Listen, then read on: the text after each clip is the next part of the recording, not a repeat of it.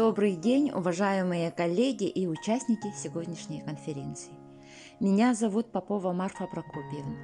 Я работаю воспитателем в МБДО Батаринский детский сад Кескиль Мегино-Кангаласского улуса Республики Саха-Якутия.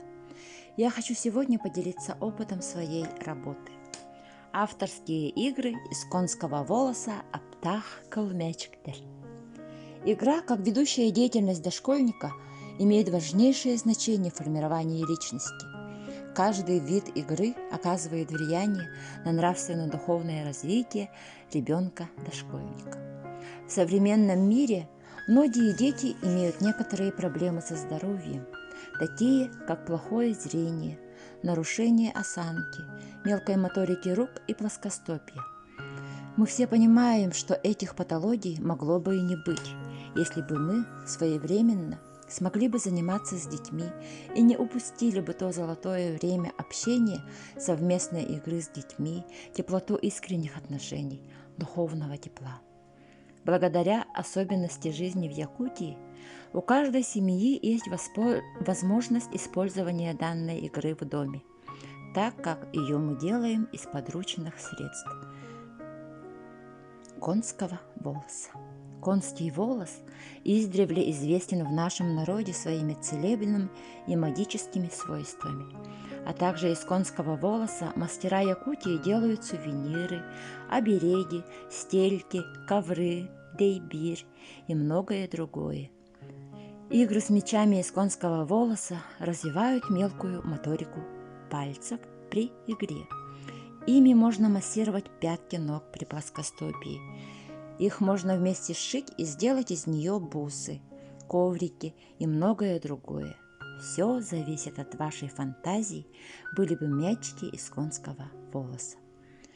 То, как мы совместно с детьми делали мячики из конского волоса, вы можете посмотреть прямо сейчас на данной презентации.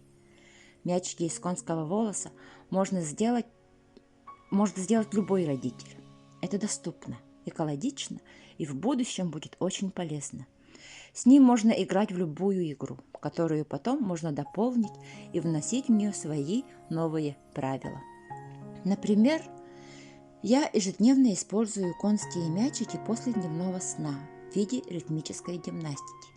Дети катают мячики между ладошек и прыгают, бегают под ритм хамуса. А еще можно проводить совместные и индивидуальные игры в детском саду для мелкой моторики рук и профилактики плоскостопия. Катание между ладошек под ритм хамуса. Катание между ладошек и прыжки под ритм хамуса. Ходьба по коврику из мячиков конского волоса. Для познавательного развития. Использование в дидактических играх. Использование на занятиях в виде раздаточного материала, использование в художественном творчестве, развитие речи, артикуляционная гимнастика, чтение стихотворений. А также родители могут проводить в домашних условиях совместные игры с детьми, что благотворно влияет на общее развитие ребенка. Игры могут быть самые разнообразные, например, тремира ланхо, ритмическая гимнастика, ловишки, дойди до домика, мярикянь,